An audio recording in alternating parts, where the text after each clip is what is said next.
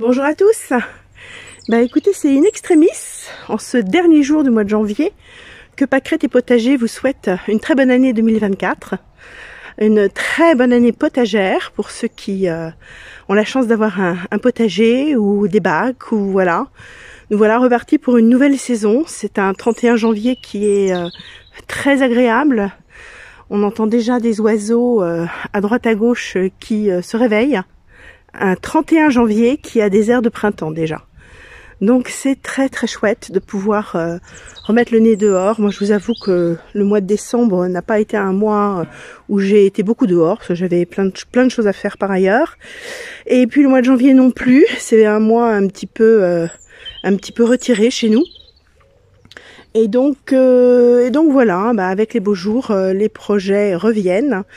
Et je dois avouer que des projets, je n'en manque pas pour ma parcelle de potager. Parce que j'ai quand même longuement réfléchi à notre problème d'enherbement des allées, etc. Et j'ai décidé de faire les choses de manière un peu plus pragmatique. J'ai décidé de restructurer de manière quasiment géométrique le potager. Donc j'ai acheté un beau fil rose pour faire voilà, des grandes lignes, et je me mets un peu au carré en fait par rapport à la maison, par rapport à l'espace que j'ai, parce qu'en fait mon potager est de traviole, donc je m'en suis rendu compte assez rapidement, mais c'est vrai que comme j'étais en cours de saison, j'ai pas voulu trop intervenir, et donc cette fois-ci j'ai décidé de bien me mettre comme il faut, et puis de structurer les allées avec du carton. Je vais me mettre en quête de BRF, à mon avis je devrais pas avoir trop de difficultés pour en trouver ici. Mais cette année je vais vraiment m'aider avec des cartons, des bâches, tout ce qu'il faut pour éviter ça en fait, éviter d'avoir des allées avec de l'herbe extrêmement vigoureuse qui à peine arrachée repousse. Et moi je m'épuise à essayer de gérer ça.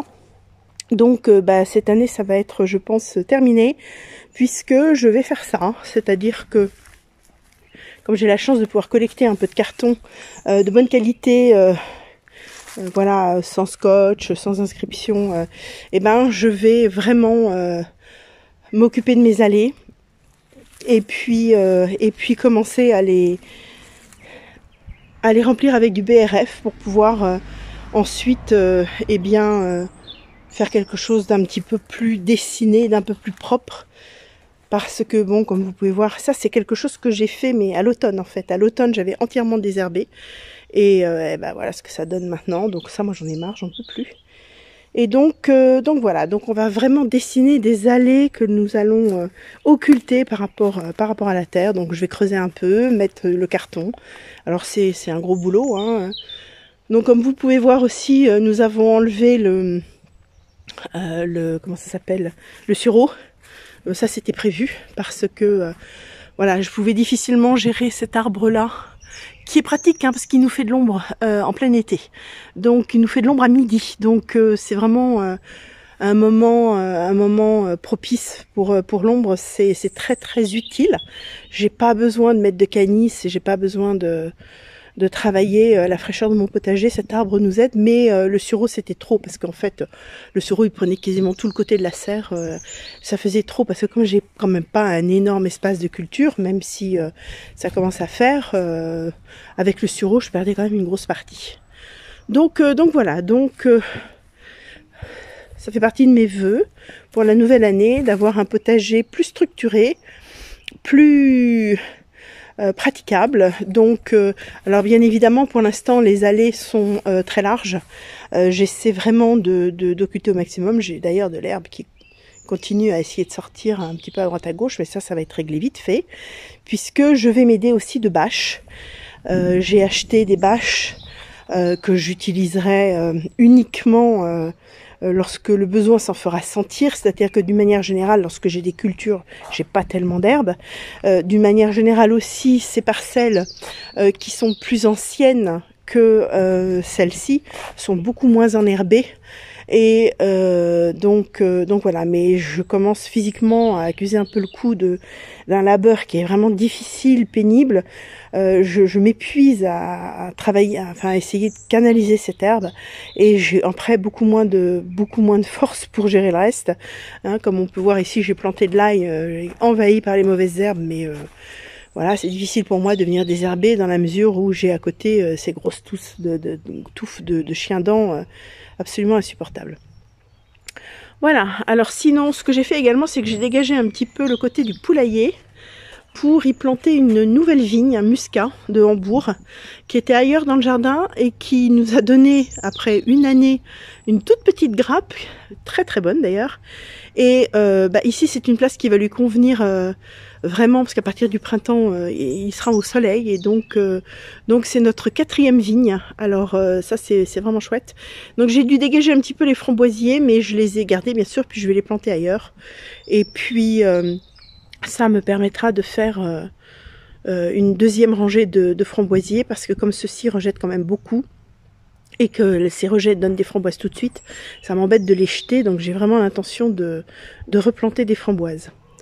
Donc voilà, donc sinon il reste quelques cultures qui sont à mon avis bonnes pour les poules. Mais enfin c'est pas grave, je donne ça aux poules. Et puis ça, ce sont les choux que j'ai plantés très très tard, hein, je vous en avais parlé. J'ai dû planter ça en octobre parce que j'avais pas eu le temps en septembre de gérer mes plantations d'automne. Donc on n'a vraiment pas eu grand chose cette année. Mais c'est pas grave, parce que on a quand même des petites choses. Alors je vais voir ce que ça donne. On a quelques épinards là qui commencent à montrer le bout de leur nez. Et donc les épinards, on risque d'en avoir assez tôt cette année. À mon avis, même février-mars, je vais avoir des épinards. Les betteraves, elles sont en état de végétation nulle, mais c'est pas grave parce que je pense qu'elles vont reprendre. Alors, c'est pareil, on consommera des betteraves. Alors la déception, c'était la mâche, parce que la mâche, elle a été extrêmement lente. Ce qui n'était pas le cas l'année dernière, où j'ai eu de la bonne mâche. Donc je pense que c'est une question de variété ou de sachet. Donc je l'ai acheté dans le commerce chez une jardinerie en fait à côté de chez moi, et à mon avis c'est pas forcément une très très bonne variété. Donc écoutez, pour l'instant je la laisse, hein, et puis on verra après ce que cela va faire. Et puis ici, eh bien j'ai les navets. Alors les navets, j'en ai quelques-uns déjà que je pourrais récolter. Et je pense qu'ils vont reprendre aussi au printemps. Et puis les radis noirs, les radis noirs c'est pareil, je les ai semés trop tard, donc j'en ai pas. Mais c'est pas grave. Donc voilà, c'est pas grave. Moi ça occupe le sol, et puis c'est pas plus mal. Et puis ici, je suis en train de faire du terrassement. Et justement dans cette optique d'organisation des allées du potager, j'ai décidé de raccourcir ma plate-bande des aromatiques, que je vais complètement refaire. Régulièrement, hein, tous les 3-4 ans, mes plates-bandes, je dois les refaire parce que les végétaux évoluent, il y en a qui meurent, il y a des trucs qui poussent dont on veut pas, donc c'est assez courant chez moi que tous les 4 ans, je dois refaire une plate-bande. Et donc cette année, c'est cette partie-là, donc je raccourcis un peu la plate-bande pour pouvoir justement générer cette allée bien droite par rapport à l'autre bout, et il va falloir que... Une fois n'est pas coutume, même si l'enjeu n'est pas le même, il va falloir que je me débarrasse de la souche qui est en plein dans le passage. Alors je vous explique, ça c'est une souche, c'est probablement du même genre d'arbre que nous avons ici, c'est-à-dire un résineux qui a maintenant, c'est une souche qui doit avoir, je sais pas, 30 ans. L'arbre a été coupé il y a très très longtemps et qui est dur comme du bois. Donc je pense qu'on va la couper à ras du sol.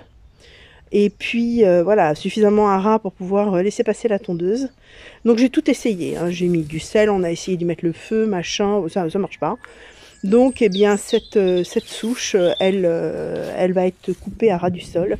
Et puis comme j'ai juste besoin du passage pour les brouettes, ça va le faire, ce sera comme ça. Voilà, écoutez, une petite vidéo bien courte pour ce début d'année, avec tous ces beaux projets qui arrivent, plus une autre surprise. Je vous en avais parlé l'année dernière.